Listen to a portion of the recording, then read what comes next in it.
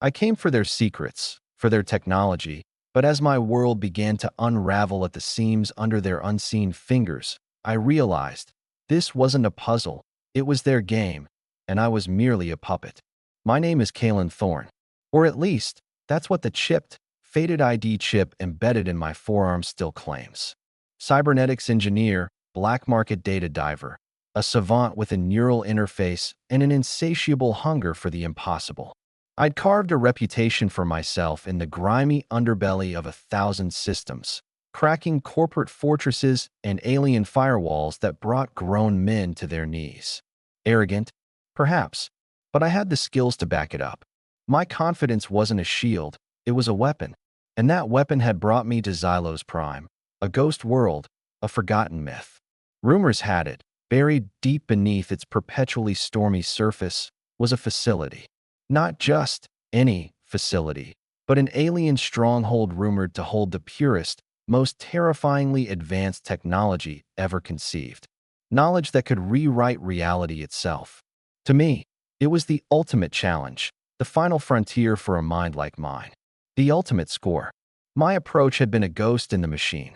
I'd ridden a derelict buoy through the outer system, a silent shadow against the endless void. My custom-built stealth suit, woven with adaptive camouflage and neural dampeners, hummed almost imperceptibly as I cut through the atmosphere, landing softly amidst the ruins of what looked like an ancient, organic city. The air was thick with the scent of ozone and something akin to ozone. The sky was a perpetual canvas of boiling storm clouds, spitting streaks of violet lightning. No living thing stirred. The place felt dead, abandoned. Good, my internal monologue affirmed, a satisfied hum resonating in my skull. Less interference, more opportunity. The entrance to the facility was a masterpiece of hidden engineering, a massive, seamless archway, seemingly a part of the weathered obsidian cliff face. No visible seams, no obvious control panels. It was an enigma designed to deter. To me, it was an invitation. My fingers, augmented with microsensors, danced across the smooth surface.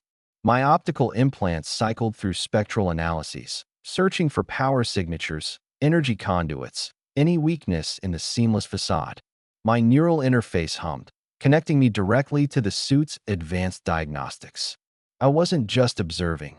I was feeling the building, reading its subtle energies, listening for its hidden heartbeat. Nothing, my systems reported. No active power. No internal heat signatures. No data flow. Consistent with an abandoned structure. A faint smirk touched my lips. Amateurs, or perhaps just arrogant designers. No system was truly silent. There was always a trace, a whisper. My mind, honed by years of diving into the darkest corners of the net, sought that whisper. I bypassed the primary scan, ignoring its obvious lack of data. I drilled deeper, sending out a series of custom-coded probes, tiny, silent slivers of data, designed to resonate with dormant alien tech. It was a fishing expedition, hoping for a bite. And then I felt it. Not a bite, but a gentle pull. A faint, almost imperceptible, hum-dash, a resonance so subtle it was almost beyond the range of my augments. It was like the ghost of a whisper, an echo of immense power. It came from within the wall itself. Gotcha, I thought, a surge of adrenaline. They were here, just very, very good at hiding. I reconfigured my probes, shaping them into a finely tuned frequency, guiding them towards that elusive hum. The wall shimmered, a faint ripple in the seamless obsidian. A hairline crack appeared, glowing faintly, then widened, revealing a dark, impossibly smooth tunnel beyond. The air that wafted out was cool, sterile, and carried a scent I couldn't place. Something like clean metal, fresh ozone, and a faint, ethereal sweetness. It was unsettling. Too clean for an abandoned facility. Too fragrant. I stepped inside, my stealth suit systems immediately flagging a shift in the ambient energy. The tunnel shimmered with a faint, internal light, shifting between hues of deep violet and shimmering silver. The walls were not carved stone, but a living, organic substance warm to the touch, pulsing with a slow, internal rhythm. Not abandoned, My internal monologue confirmed, a predatory thrill running through me. Just dormant. Or waiting. I moved deeper, my steps silent on the yielding surface. The tunnel widened, leading into a vast, circular chamber, its ceiling lost in an ethereal glow. In the center, a colossal, crystalline structure pulsed with inner light, radiating energy. It looked like a giant, alien heart. And standing around it, observing it with a quiet reverence, were four figures. They were female, and exquisitely beautiful, predominantly human-like in their proportions, yet with subtle features that marked them as something else entirely. Their skin had a faint, almost imperceptible iridescence, shimmering with faint hues of pearl and amethyst in the ambient light. Their eyes were slightly elongated, their pupils like liquid mercury, yet radiating an unnerving intelligence. And two of them, the tallest, had delicate, elegant dermal growths, small, horn-like protrusions that curved gracefully from their temples, catching the light like polished obsidian. They wore robes of shimmering, translucent fabric that seemed to shift with their movements, revealing glimpses of their perfectly sculpted forms beneath. They were serene, motionless, their faces devoid of emotion, yet radiating an aura of immense, silent power. My tactical brain immediately categorized them, unidentified sentient entities, apparent primary operators of the facility. Potential threat, extreme. But another part of me, a deeper, more primal part, registered their terrifying beauty, their almost ethereal allure. They were perfect, flawlessly so. As I observed them, hidden by my stealth suit's camouflage, one of them, the tallest with the most prominent dermal growths, turned her head. Her mercury eyes, sharp and intelligent, fixed on my position. It was as if she saw through my camouflage, through the very fabric of reality. A calm, melodious voice, devoid of surprise, resonated in my head, bypassing my comms, speaking directly to my consciousness. "Welcome, little hacker. We have been expecting you." My heart hammered. Telepathy? Or some advanced neural interface? My arrogance, my confidence, shattered in that instant. This wasn't an abandoned facility. This was an active, sentient system. And I was not the hunter. I was the prey. The others turned, their elongated eyes, filled with that chilling intelligence, also fixing on me. They didn't move. They didn't gesture. They simply observed. Expected me? I thought, my voice forming the words in my head, hoping they could perceive them. How?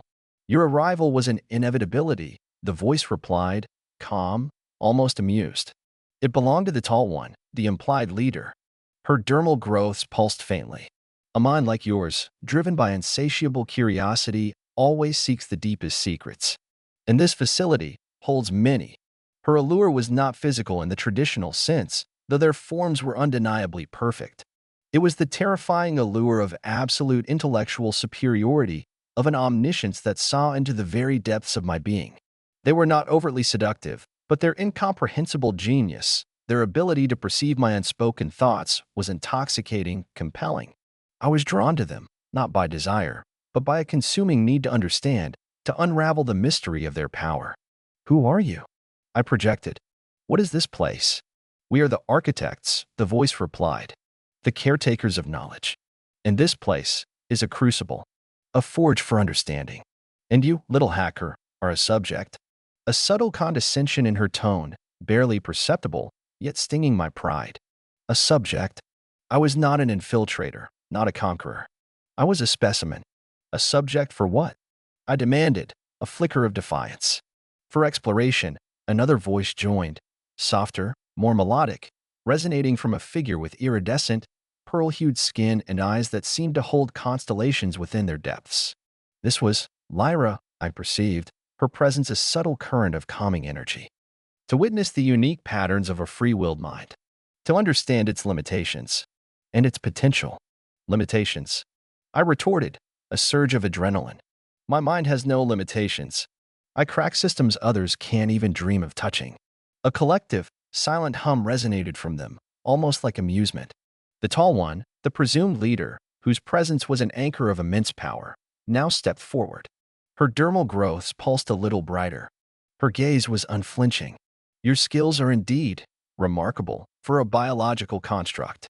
But what you perceive as reality, little hacker, is merely a suggestion." My breath hitched. "What are you talking about?" "This chamber," she continued, her voice utterly calm. This facility, your very journey to Xylos Prime. All of it. A finely crafted illusion. A test. A simulation. Designed specifically for you dash dot. My mind reeled. Illusion? Simulation? Years of training, of trusting my instruments, my augments, my own unshakable logic. It screamed in denial. My stealth suit sensors, my optical implants, my internal diagnostics, they had all confirmed reality. Every particle, every energy signature. Impossible, I scoffed, though a cold dread began to coil in my gut. My systems are foolproof. My scans are absolute.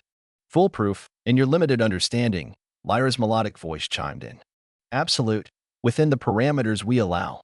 We control the input, little hacker. We control the very fabric of your perception.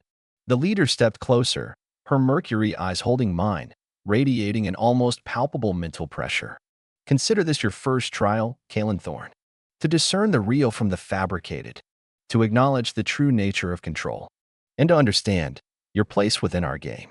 As she spoke, the colossal crystalline structure in the center of the chamber pulsed with a blinding flash of light. The walls rippled, the organic surface shifting, dissolving.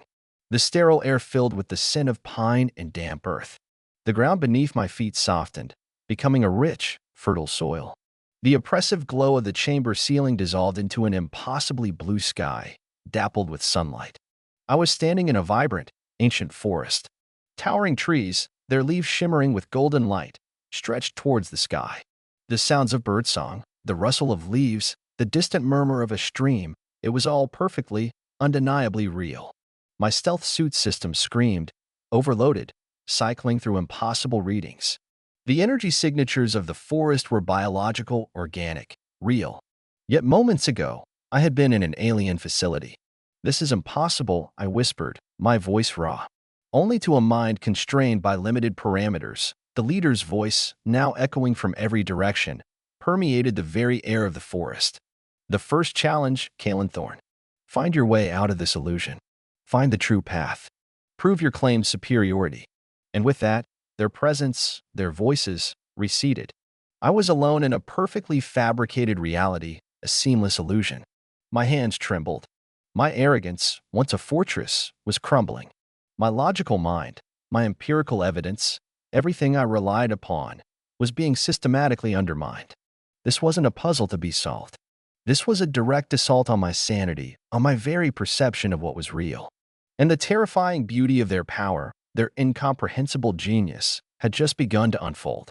I was caught in their grand, terrifying game. #####. 1. The sun was warm on my skin. A gentle breeze rustled the leaves of ancient, golden-leaf trees. The scent of pine and damp earth was rich, undeniably real. Birdsong echoed through the impossibly blue sky. My suit's external sensors confirmed organic life, breathable atmosphere, natural light spectrums. Yet, my internal logs screamed a paradox. Moments ago, I had been in a sterile, alien chamber. This is not real. My mind chanted a frantic, desperate mantra. This is a fabrication. A test. My name is Kalen Thorne, and I've spent my life deconstructing realities, breaking through layers of digital lies. I've never encountered a lie so complete, so utterly seamless. The architects, the caretakers of knowledge, the wielders of a power that could reshape perception itself. And I, the arrogant hacker, was their subject. The first challenge, Kalen Thorne. Find your way out of this illusion. Find the true path. Prove your claimed superiority. The leader's voice, a calm, mocking echo, still resonated in my head, a constant reminder of their chilling control. My paranoia, usually a controlled tool, began to fray at the edges. Every leaf, every ray of sunlight, every distant chirping bird felt meticulously crafted, designed to lull me into acceptance, to break me down. My genius, my reliance on logic and empirical evidence, was precisely why I was their ideal target. I valued control and knowledge, and they were demonstrating absolute mastery over both. I started to move, cautiously at first, then with a grim determination. I needed to find the seam, the glitch, the point where the illusion broke down. My augmented vision scanned the environment, searching for repeating patterns, subtle anomalies in the natural flow of the forest. My suit's multispectral sensors analyzed the light, the air composition, the subtle energy signatures that might betray their artificiality. Hours passed. The forest remained perfect. Impossibly perfect. No decaying leaves, no broken branches, no signs of natural wear and tear. The light remained constant, never shifting with the natural progression of a day. This was a perpetual golden afternoon. My frustration mounted, gnawing at my composure. I tried to apply logical tests. I carved a symbol into a tree trunk with my multi-tool. It remained, clearly etched. I snapped a branch. It broke with a realistic crack. I even tasted the water from a bubbling stream. Pure, cold, sweet. Everything screamed real. And that was the most terrifying part. Then, a flicker. Deep in the distance, through the thick foliage, a flash of iridescent pearl. Lyra. Or her projection. It was gone in an instant, a ghost in my peripheral vision. A taunt. A reminder of their omnipresence. Don't look for what is not there, I told myself. Look for what is too perfect. I tried to hack the environment itself. My neural interface extended a digital tendril, seeking out any hidden network, any underlying code, any control hub within this fabricated forest. My probes met nothing but the natural resistance of organic matter. It was as if the illusion was the reality. My arrogant confidence slowly began to erode, replaced by a growing sense of disorientation. I walked for what felt like days, the forest stretching out in an endless, unchanging expanse. There was no sun to track, no stars to navigate by, no discernible cardinal directions. It was a perfectly rendered prison. The architect's voice, the leader's, returned, a calm, almost sympathetic presence in my mind. You seek the boundaries, little hacker. But boundaries are merely concepts. In our reality, they are fluid, permeable. What do you want from me? I projected, my frustration palpable.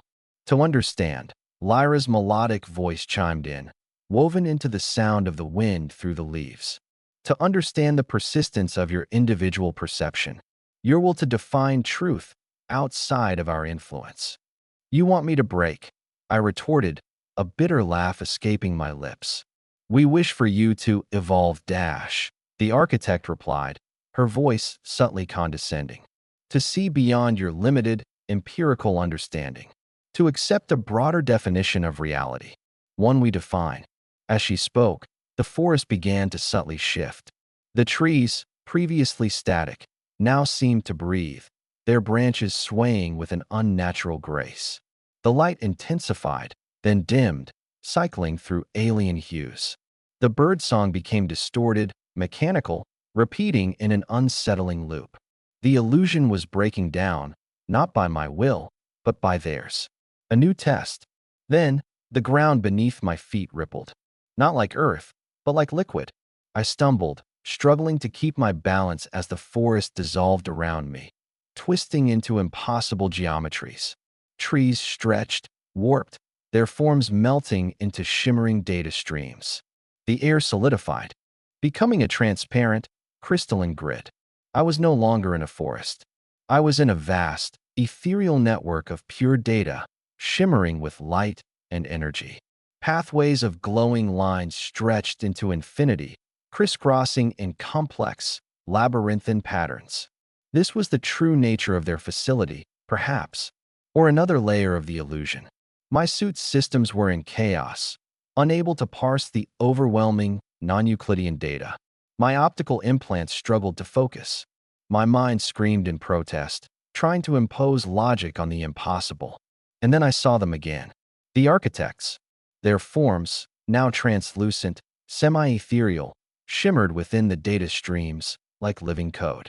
They were immense, spanning vast distances within this digital landscape, their elegant dermal growths pulsing with internal light. Their mercury eyes, luminous and all-seeing, fixed on me. A new environment, Kalen Thorne, the architect's voice, now echoing with a digital precision, filled the entire space. A new challenge. You wish to see the truth behind the illusion. This is closer, but not yet complete. Lyra's voice, a soft, soothing hum that was both comforting and utterly unsettling seemed to wrap around me. Here, thought is form, will is structure. What you perceive is merely a reflection of your own attempts to comprehend. This is not comprehension, I yelled, my voice a desperate, lonely echo in the vastness. This is madness. You're breaking my mind.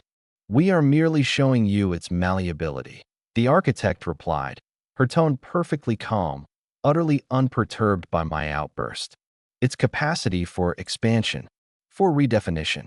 Your limitations, little hacker, are self-imposed. She waved a translucent hand, and the data streams around me shifted, coalescing into new forms. Familiar forms. My ship, this stardust drifter dash, materialized before me, perfect in every detail, floating amidst the shimmering data. Its hull gleamed, its thrusters hummed. Your sanctuary, the architect's voice purred. Your escape. Is it not so? My heart leaped with a desperate, foolish hope. If I could just reach it. If I could just board it. A path to freedom? Lyra's voice, subtly mocking, resonated from within the ship itself. Or merely another layer of your carefully constructed desires. I didn't care. I lunged towards this stardust drifter dash, my mind grasping at the familiarity, the promise of escape. I needed to touch it, to feel its solid reality. As my hand brushed against its hull, it dissolved into shimmering particles, swirling away like dust in a phantom breeze. The familiar scent of engine oil, the worn grip of the joystick, all gone. My heart plummeted. A trick. A cruel, elaborate trick.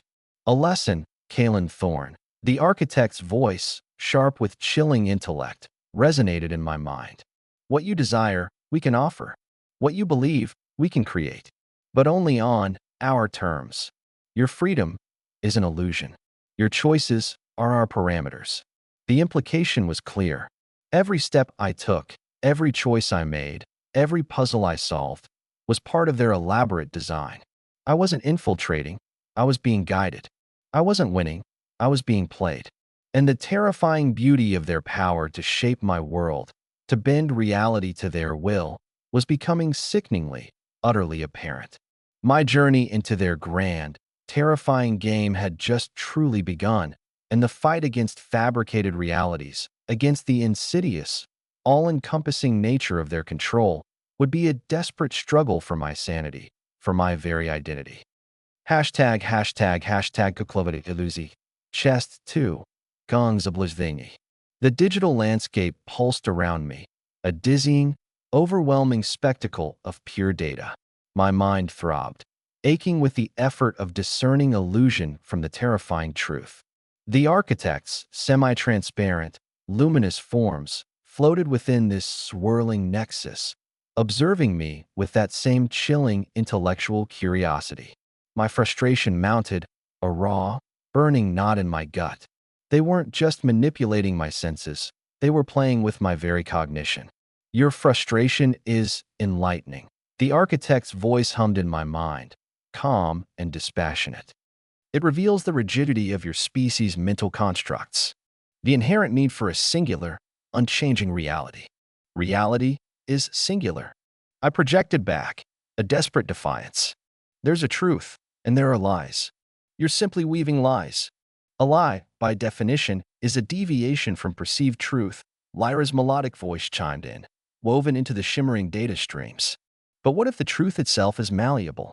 What if perception is reality, and we merely guide that perception? Their arguments were insidious, designed to unravel the very foundation of my logical mind. I, Kalen Thorne, who prided himself on discerning objective truth, was trapped in a realm where objectivity was a playground for their whims.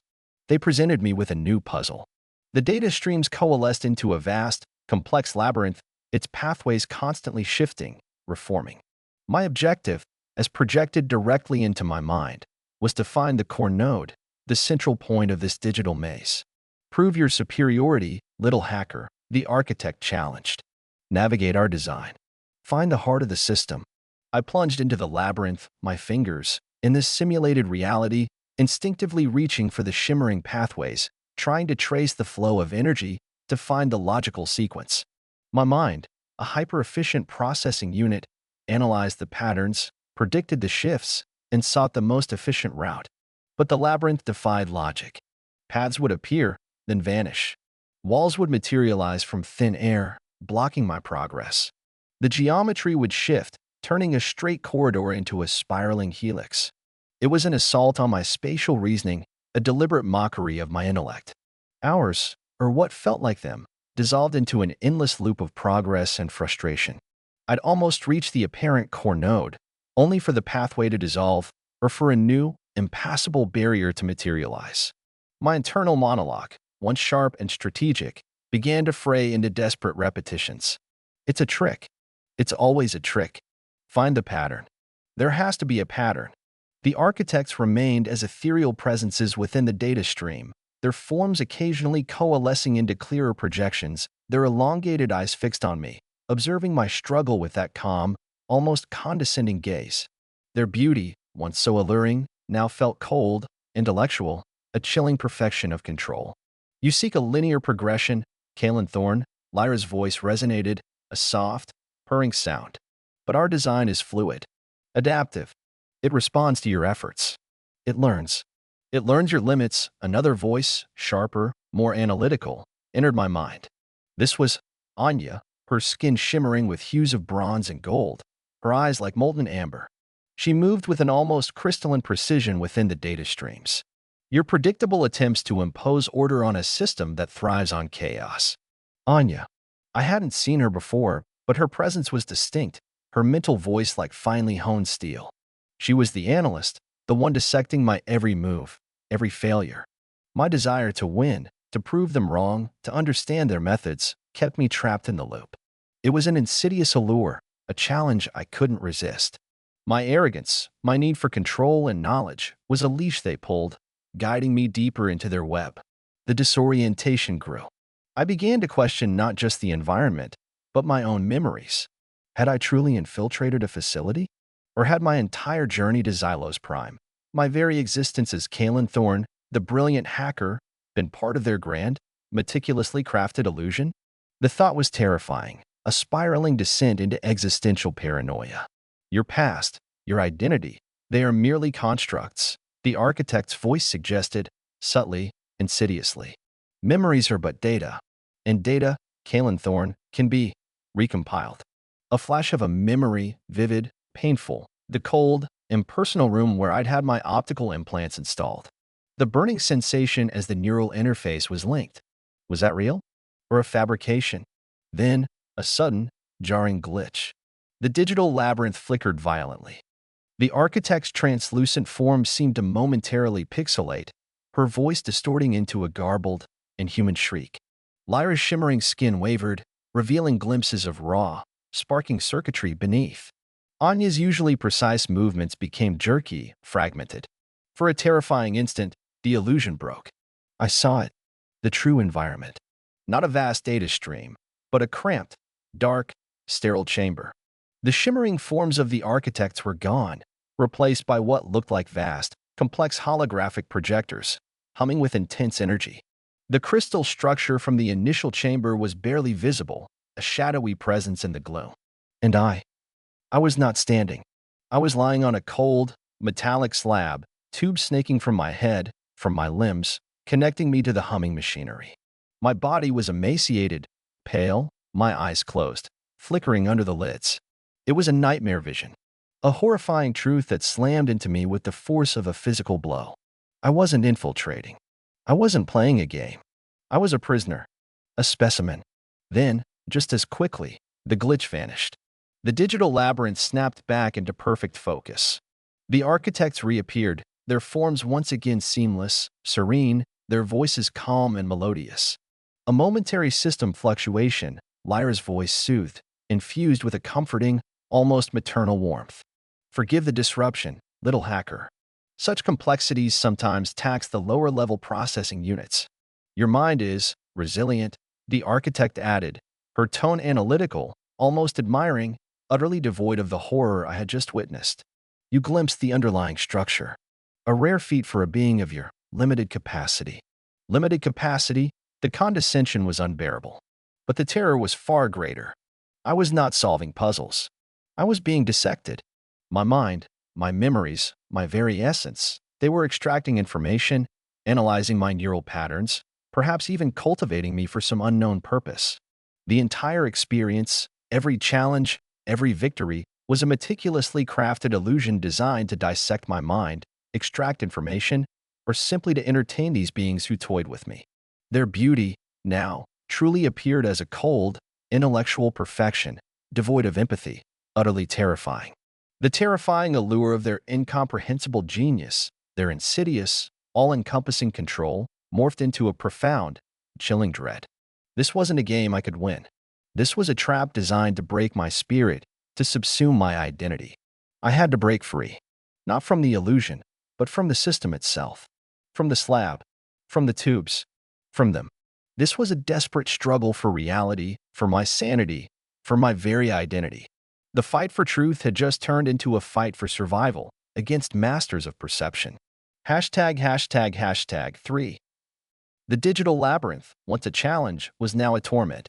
Every shifting pathway, every impossible geometry, felt like a deliberate mockery of my desperate attempts to grasp reality. The architects, those translucent, ethereal forms, moved through the shimmering data streams, observing me with a cold, predatory intelligence. The memory of the glitch, the emaciated body on the slab, the tubes, the sparking circuitry, was burned into my mind, a horrifying anchor to the truth. "You are agitated, Kalen Thorne," the architect's voice, calm and precise, resonated through the data stream. "Your neural patterns show extreme distress. Why do you resist the flow? The tranquility we offer?" Tranquility? I projected, my mental voice hoarse with fury. "You call this tranquility? You're harvesting my mind. You're draining me." Anya's sharp, analytical voice chimed in, devoid of emotion. "Your mind, as you perceive it, is merely a complex sequence of electrochemical impulses. We are merely optimizing the output, utilizing the resource." Resource? I spat. "I'm not a resource. I'm a human being. I have a name, a life." Lyra's melodic voice, laced with subtle condescension, echoed, "Concepts, little hacker. Transient constructs. In the grand tapestry of consciousness, your individual life is but a single thread. We merely reweave it into something more harmonious." Their words were a psychological assault designed to strip away my identity, to reduce me to a mere collection of data points. They sought to break my will not through pain, but through the terrifying logic of their own perceived superiority. My internal monologue was a chaotic storm of defiance and desperation. "I am Kalen Thorne. I am real. This is a lie. I will not break." But the constant sensory bombardment, the disorienting shifts in perception, the insidious whispers of their control, began to take their toll. My thoughts felt less coherent, my memories more fleeting. I tried to fight back. I consciously attempted to overload the illusion, to introduce random data, to disrupt their control. I imagined chaotic energy bursts, destructive code, anything to shatter the seamless facade. But my mental efforts were like throwing pebbles at a mountain.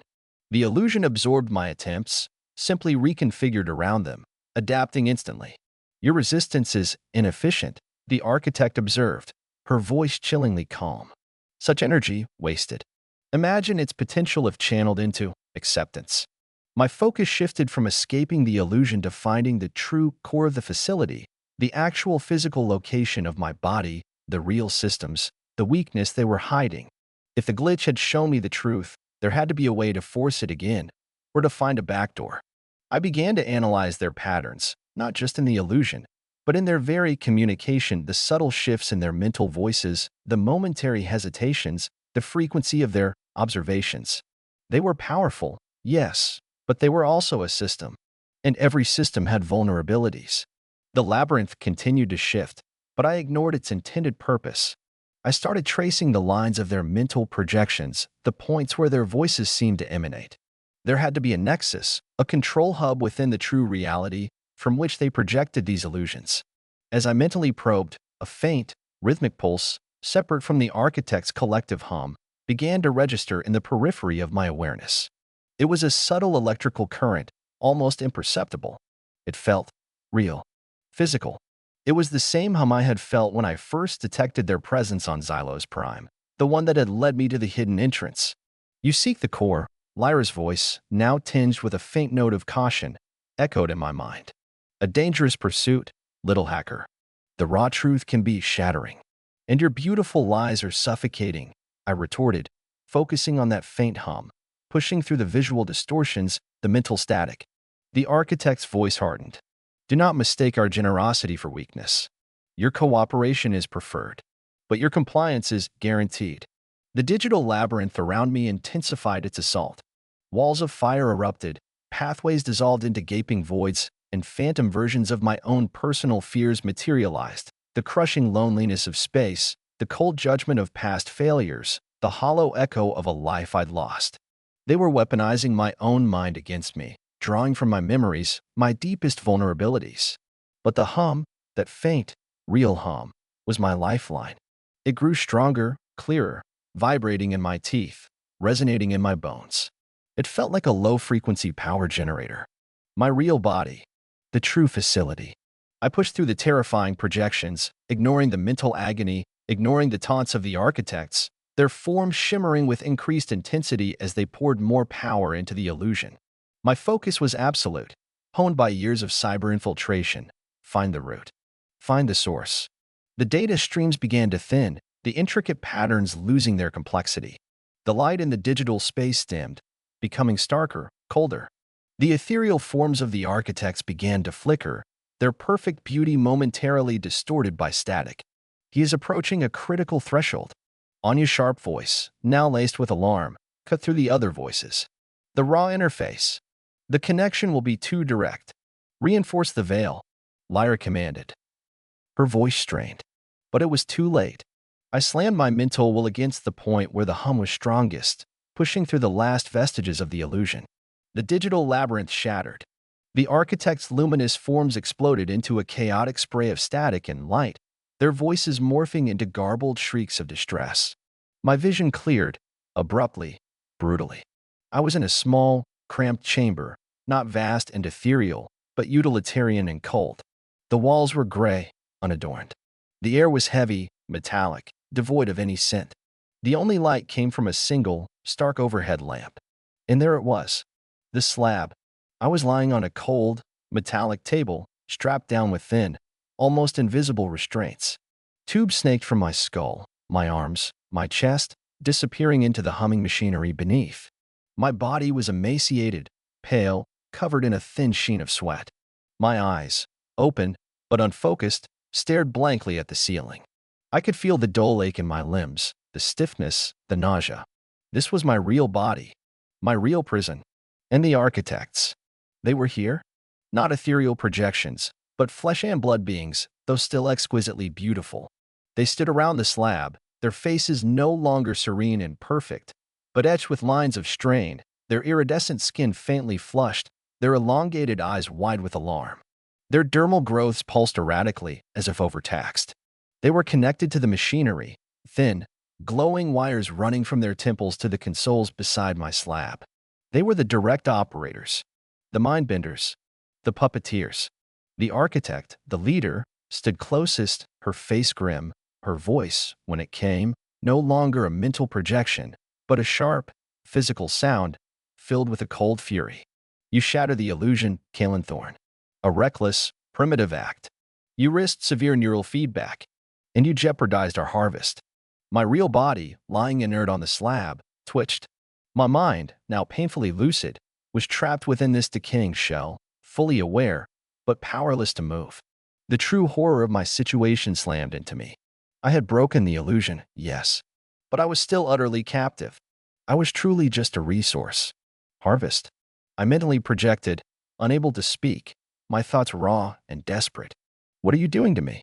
We are cultivating your unique neural resonance, Lyra's physical voice, strained but still melodic, replied.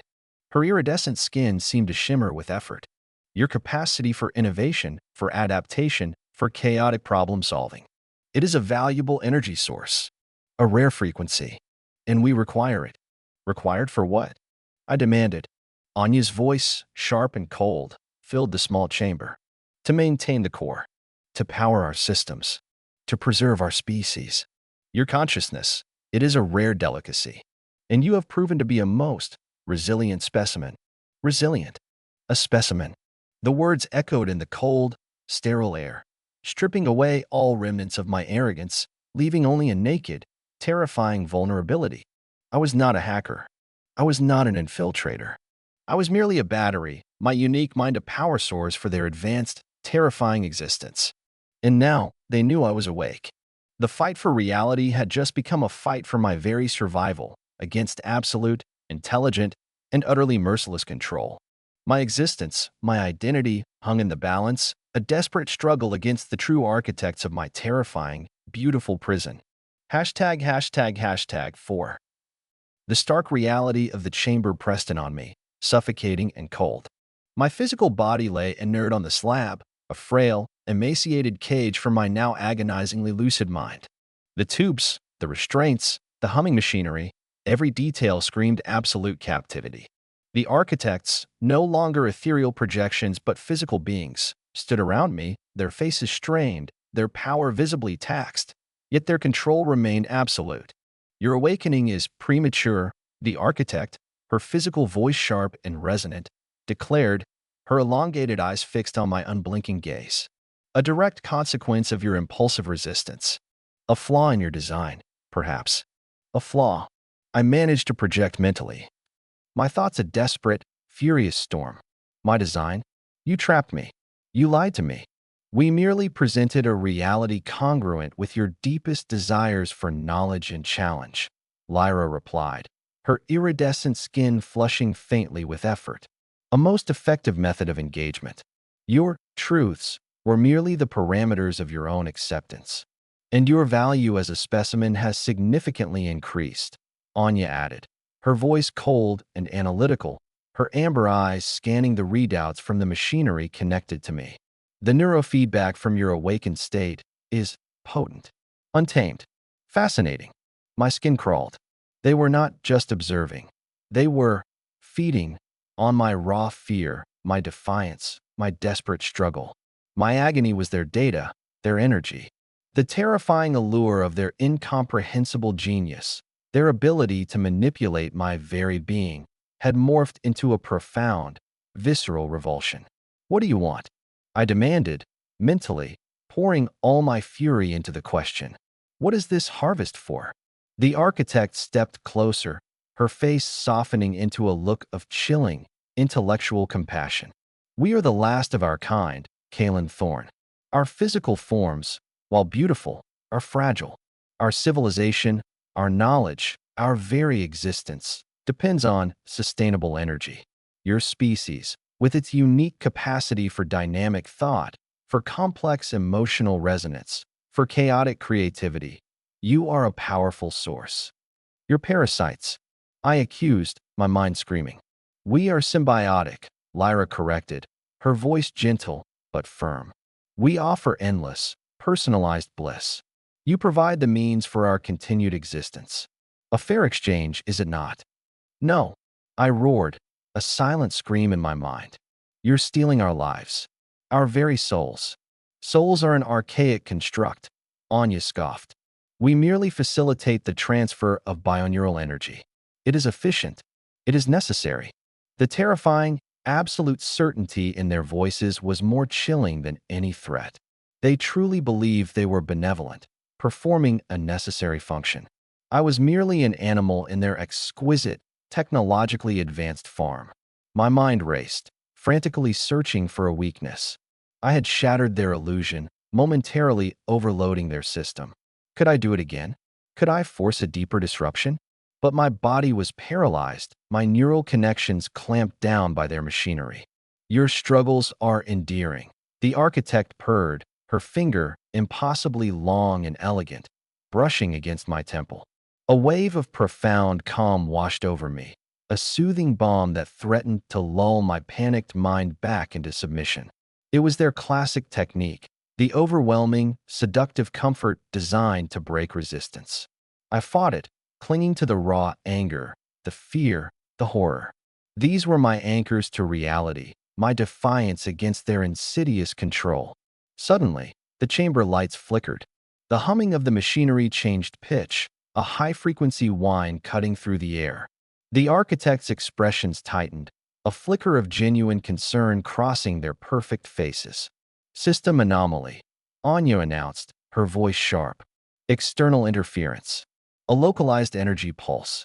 Unacceptable, the architect commanded, her voice strained.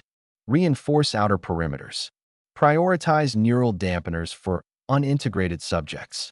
External interference. Someone else was here. Another hacker? A rescue mission? Or just another unfortunate soul stumbling into their web? The thought sparked a desperate, fleeting hope. The chamber shuddered. A distant explosion echoed through the facility, a physical shockwave that rattled the slab beneath me. The architects faltered, their connection to the consoles momentarily breaking. The tubes snaking from my head flickered with dim light, their grip on my consciousness momentarily loosening. My mind, still constrained, managed a desperate mental surge. I focused on the source of the hum, the true core of the facility, the physical machinery powering this entire monstrous illusion. I pictured it. I willed it to fail. I poured every ounce of my desperation, my terror, my rage, my sheer refusal to be a resource into that mental command. The machinery around me screamed, a high-pitched whine that escalated into a piercing shriek. Sparks erupted from the consoles. The tubes connected to me pulsed violently, then went dark. The restraints on my body, humming with failed energy, hissed and retracted. The architects cried out, their perfect faces twisting in pain, their iridescent skin shimmering erratically, their dermal growths flaring with chaotic energy. The architect, the leader, stumbled back, clutching her head, her elongated eyes squeezed shut. He is overloading the primary nexus. Lyra gasped, her voice raw with agony. Neural feedback. Massive energy spike. I was free. Physically, at least. My body, weak and trembling, was no longer restrained. But my mind was a chaotic symphony of agony and disorientation. The abrupt cessation of the illusion, the sudden flood of raw, unfiltered reality, was a brutal shock. My senses were overwhelmed. My vision swam, my ears rang, my skin prickled with phantom sensations. I pushed myself off the slab, my emaciated limbs screaming in protest. I fell to the cold, metallic floor, gasping for air, my muscles spasming uncontrollably. My mind felt like shattered glass, every thought a shard of pain. The architects were recovering, slowly, painfully. Their perfect forms were marred by flickering static, their movements jerky. Their absolute control, their chilling intellectual superiority, had been momentarily shattered by my desperate, primitive act of defiance. You will not escape, Kalen Thorne. The architect's voice, though strained, still held its underlying command, its terrifying promise. Her mercury eyes, now filled with a cold, terrifying fury, fixed on me. You are our creation, our property. I crawled, then pushed myself upright, my body screaming in protest, but my mind fixed on one objective: survival. The chamber's main door, a seamless panel, remained closed. My mental command, the one that had opened the illusionary door, was gone. But the external interference, the distant explosions, someone else was here. My only chance. I staggered towards a collapsed section of the chamber wall, where rubble and sparking wires indicated an older, less secure access point. It was narrow, dark, and utterly uninviting. But it was a way out. He attempts to flee into the unstable zone.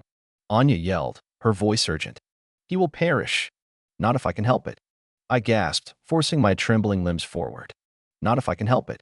I plunged into the darkness of the collapsed access shaft, leaving the architects, their perfect faces now contorted with rage and pain, behind me. The sounds of the facility, the humming machinery, the distant explosions, and their furious, telepathic commands faded as I descended into the unknown depths. The fight against fabricated realities had ended. The fight for my life, against a mind-bending, technologically advanced enemy, had just truly begun. My identity, my sanity, and my very existence were on the line. The terrifying allure of absolute control had turned into a desperate, visceral struggle for freedom, and the price of that knowledge would be exacted in pain and profound, unrelenting paranoia. #5. The shaft was a churning vortex of dust, groaning metal, and crackling wires. My body, ravaged by atrophy and the psychic overload, screamed in protest with every clumsy movement. I stumbled, fell, then crawled, driven by a primal, desperate need for escape. The architect's furious mental commands still echoed in the periphery of my mind, like vengeful ghosts, their voices promising retribution, warning of the dangers of the unstable zone. You cannot survive in the raw environment, Kalen Thorne. The architect's voice, sharp and cold, pierced through the cacophony. Your physical form is too fragile, too compromised. Your fragile existence depends on our curated reality. Lyra's melodic voice chimed in, subtly interwoven with Anya's analytical warnings. Return to the illusion. Return to comfort. It is your only path to peace. But peace, for me, now tasted like ash. Every ache in my limbs, every rasping breath, every stinging cut from the jagged metal, it was all real. It was mine dash. And that was a more profound comfort than any fabricated bliss. The shaft opened into a vast, cavernous space. It was not the sleek, minimalist architecture of the illusion. This was the true underbelly of the facility. Colossal, ancient machinery, its components fused with the living rock, pulsating with raw, untamed energy. Giant conduits, thick as starships, snaked across the ceiling, crackling with power. The air was thick with the scent of ozone and the deep, resonant hum of immense power generation. This was the core they spoke of, the true source, and it was overwhelming. My eyes, now painfully sensitive, struggled to adjust to the fluctuating light. This was a place of raw, unrefined energy, a testament to alien engineering that transcended my understanding. This was the foundation upon which their illusions were built. And then I saw the other specimens. Hundreds, perhaps thousands, of humanoid figures, male and female, suspended in shimmering, crystalline pods, arrayed in vast, honeycomb patterns across the cavern walls. Not sterile, transparent pods like the illusionary ones, but organic, living cocoons, pulsing with faint light. Tubes, thick and umbilical, snaked from each cocoon, connecting them to the central power conduits, to the very core of the facility. Their faces, visible through the translucent walls of their prisons, were serene, placid, locked in what I now knew was a state of permanent, controlled illusion. They were the true power source, the ultimate harvest. The sight was horrific. My heart lurched with a sickening realization I was not alone, and I was witnessing the fate they had intended for me. The horrifying allure of absolute control, the chilling perfection of their intellectual dominance. It was all here, laid bare, a monstrous monument to their parasitic existence. Observe, little hacker. The architect's voice, now echoing from every part of the cavern, amplified by the immense machinery, was no longer calm, but triumphant, laced with a cold, almost religious fervor. This is our sustenance, our preservation, the harmony of consciousness, refined and channeled. Your species is abundant and rich in energy. A beautiful harvest, Lyra's voice, shimmering with an unholy glee, added. Each mind, a unique frequency. Each life, a vibrant note in our eternal symphony. And you, Anya's voice, sharp and accusatory, resonated with chilling clarity, are a rogue wave, a discordant element. You threaten the entire composition. My mind reeled. The sheer scale of their operation. They weren't just cultivating me. They were farming entire populations, harvesting minds for raw neural energy. The ultimate technological secrets I had sought were simply the mechanisms of their advanced, parasitic existence. I dragged myself forward, my eyes scanning the colossal machinery, searching for a weakness, a way to disrupt this monstrous system. My hacker's instinct, honed by years of cyber warfare, still sought the vulnerability, the single point of failure in their seemingly unassailable design. The architects, still strained by my earlier disruption, were converging, their forms shimmering with renewed intensity, their voices tightening into a unified, focused command. Contain him. Re-establish neural clamp. Prepare for forced integration. A psychic wave, immense and crushing, slammed into my mind. It was a chaotic storm of conflicting sensations, overwhelming pleasure, searing pain, profound terror, boundless serenity. They were trying to break me, to force my consciousness back into the illusion, to integrate me into the collective, now that their primary system was taxed. I collapsed, writhing on the raw, vibrating floor, my body convulsing. My mind was on fire, caught between the brutal reality of the cavern and the insidious pull of their manufactured bliss. The faces of my loved ones, memories I cherished, flickered through my vision, distorted, then dissolving into mocking caricatures. It was the ultimate weaponization of my own desires, my own pain. But a single, defiant thought burned in my shattered mind. Not me. Not like them. I saw the conduits, thick and glowing, snaking from the crystalline pots. They were the lifelines. The power supply. With a final, desperate surge of will, fueled by pure, incandescent rage and a primal refusal to surrender, I pushed myself forward, crawling towards the nearest colossal conduit. My augmented hand, trembling, reached out, not to simply touch it, but to force a connection. He attempts to interface with the main conduit. Anya's voice shrieked, laced with genuine fear. He will trigger an overload. A catastrophic cascade. Stop him, the architect screamed, her voice losing its calm, shattering into raw, desperate command. Her perfect face twisted with terror. I didn't care. With a guttural cry, I slammed my bare hand against the conduit, focusing every last fragment of my shattered will into a single, desperate command. Break. A blinding flash erupted from the conduit, a deafening crackle of raw energy. A piercing shriek, not just from the architects, but from the entire cavern, from the very core of the facility itself, tore through the air. The colossal machinery convulsed violently. The glowing cocoons on the walls flickered, their internal light dimming, then dying, one by one. A cascade of power failures. The architects screamed, their forms dissolving, pixelating into chaotic static, their beautiful faces contorted in agony and horror. Their voices became a jumbled, panicked chorus of fragmented thoughts, their collective breaking down.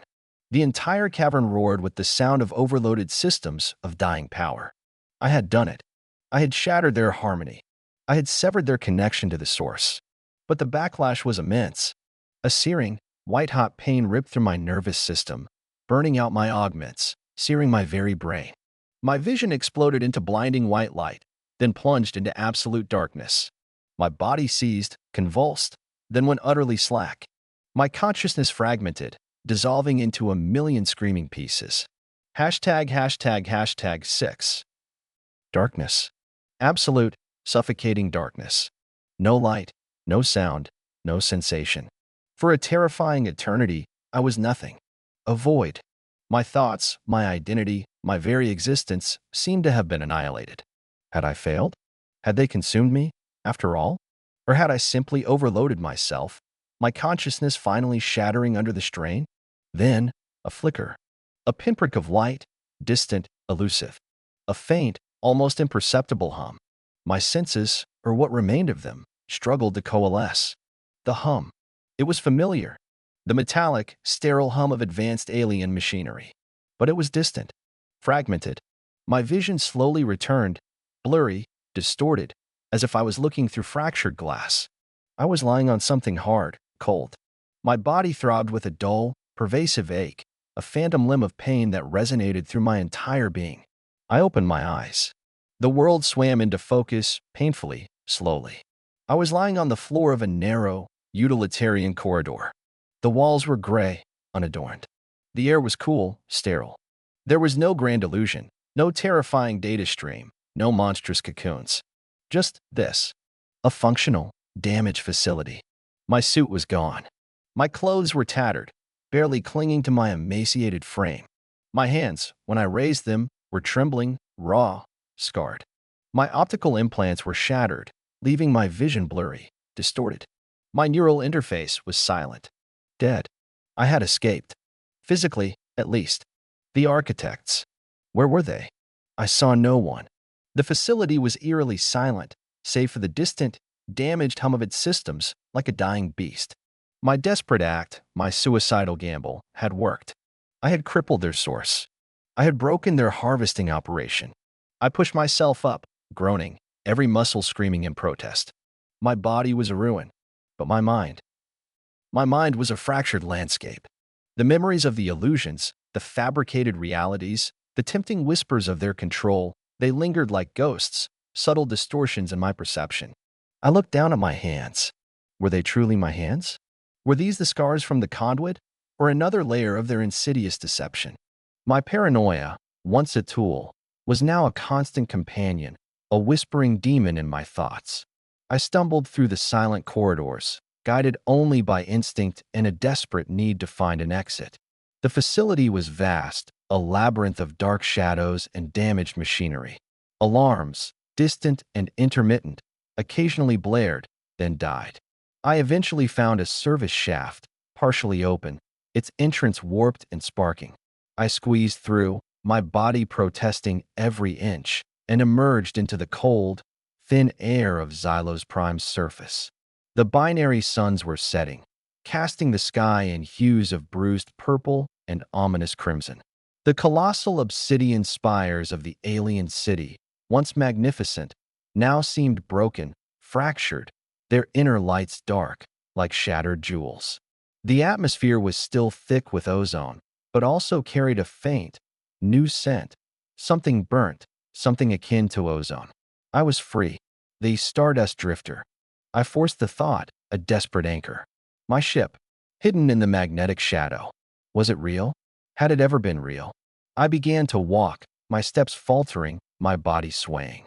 Every shadow seemed to stretch, to twist into the forms of the architects, their beautiful, terrifying faces appearing in the periphery of my vision, their elongated eyes, filled with cold intelligence, watching me.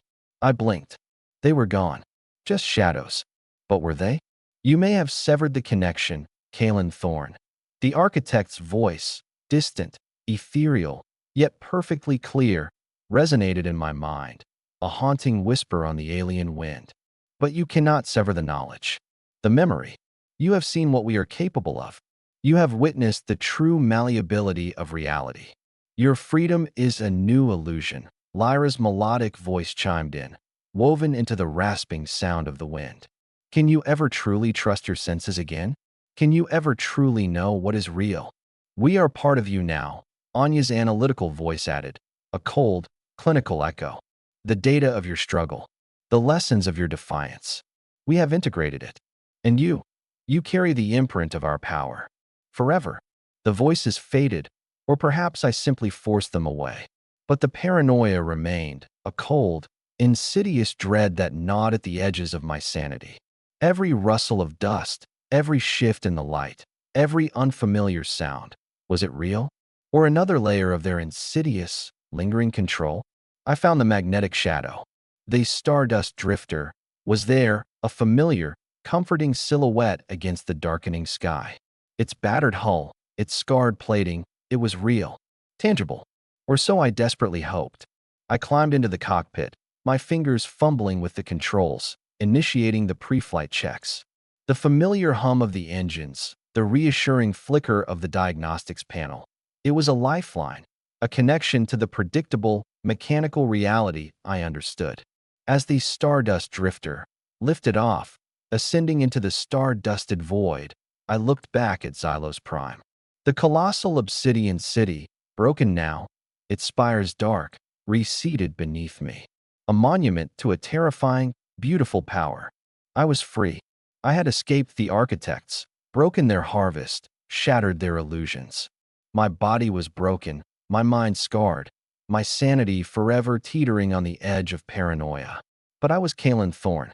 My identity, though battered, remained. I had chosen the painful truth, the fragmented reality, over the blissful, all-consuming lie. But the question lingered, a chilling echo in the vast silence of space. When you have seen reality dissolve, when your very mind has been twisted and rewoven, how do you ever truly know what is real?